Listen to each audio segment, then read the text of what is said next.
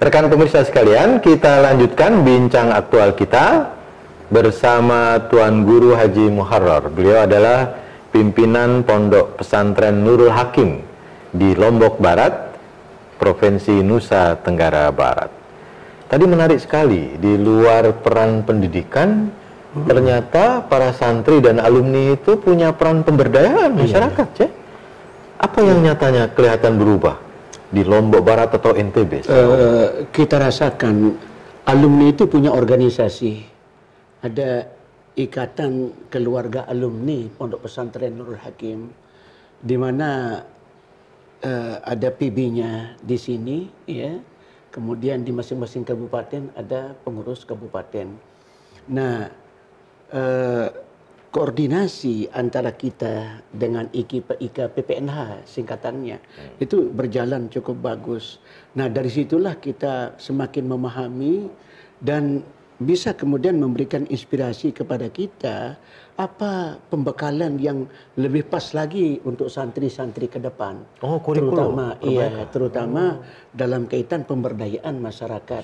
Nah, dari pengalaman-pengalaman mereka, ya taruhlah umpamanya minggu yang lalu itu alumni yang mereka dari IKPPNH itu yang sudah jadi dokter, ya, yang sudah jadi dokter dan sudah ada yang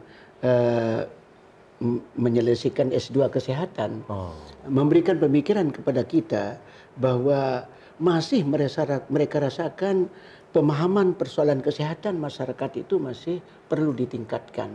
Ya, sehingga mereka mengawali, kita coba bikin klinik, di samping klinik pelayanan kepada masyarakat tetapi juga yang berperan untuk pendidikan masyarakat. Sehingga ya taruhlah masyarakat kita beberapa penyakit yang boleh dikatakan hampir banyak masyarakat kita yang mengalami ya semacam gula darah yang tinggi, hipertensi, itu kan penyakit yang umum. Ya, padahal sangat bergantung kepada pengendalian makanan. Nah, cuma ini yang perlu ditingkatkan. Itu salah satu contoh. Di samping terkait dengan persoalan lingkungan ini. Begitu juga lewat IKPPNH itu ada semacam koordinasi dengan pondok. Di pondok ada BMT, ya, Baitul Mal wa Tamwil. Ada koperasi kita. Nah, kemudian alumni ini ada yang bergerak melihat perkembangan ekonomi masyarakat. Tidak sedikit masyarakat yang yang dijerat oleh riba, rentenir. Ya. Nah, ini mereka lihat itu sebagai sebuah persoalan. Apa yang kita lakukan tidak bisa hanya mengaji soal hukum riba, tetapi harus ada bentuk action yang bisa mengumpulkan dana, kemudian berapa yang bisa kita atasi, ya, daripada tidak berbuat sama sekali. Ya taruhlah mereka terjun di beberapa tempat, melihat ada yang sampai bangkrut karena persoalan rentenir. Ya taruhlah minjem uang di bank, mereka rasakan sulit prosedurnya. Mereka minjem sama rentenir yang cukup ketemu di pasar jadi, tetapi mereka tidak berpikir bunganya itu ratusan persen sebulan. Ya taruhlah minjem 300, balik 2 bulan 600. Ini kan sudah, nah itu dilihat oleh beberapa alumni, ini persoalan. Nah, mereka kemudian bergerak.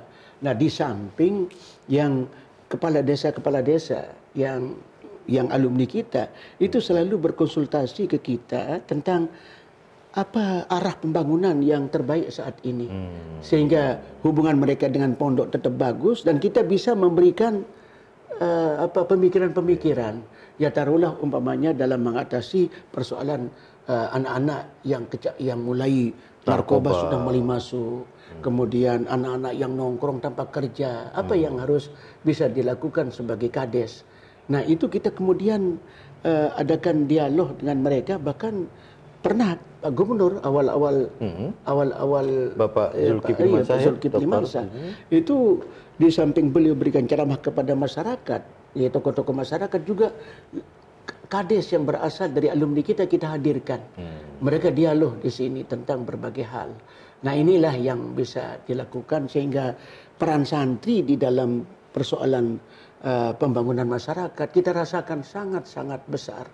Jadi diberikan pembekalan, rasa tanggung jawab di pondok, itu kemudian mereka kembangkan setelah mereka kembali menjadi pimpinan di tengah-tengah masyarakat.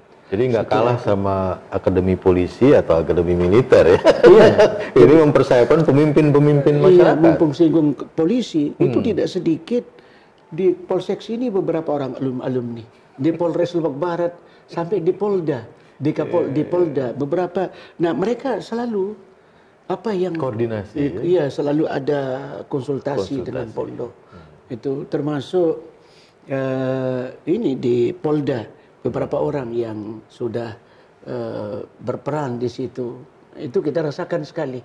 Mereka membawa nama pondok secara baik dan mereka sekalipun tidak bertugas secara formalnya sebagai pembina kerohanian, tapi tidak sedikit mereka ditugaskan. Ya. Ada yang bahasa karena Arab sudah melekat ya dalam jiwanya. Karena dilihat bisa bahasa Arab, itu ditugaskan di Senggigi. Ya, ada tamu bahasa Arab, bahasa Inggris, itu ditugaskan di Polsek Batu Layar yang dekat dengan Senggigi. Itu terjadi hal-hal seperti itu. Ya, jadi tidak cuma pendidikan agama, spiritual, tapi juga berperan dalam pembinaan masyarakat, bahkan pemberdayaan ekonomi. Menarik sekali perbincangan kita dengan Tuan Guru Haji Muharrar, bagaimana peran santri sebagai pemberdaya masyarakat. Kita akan lanjutkan segmen berikutnya.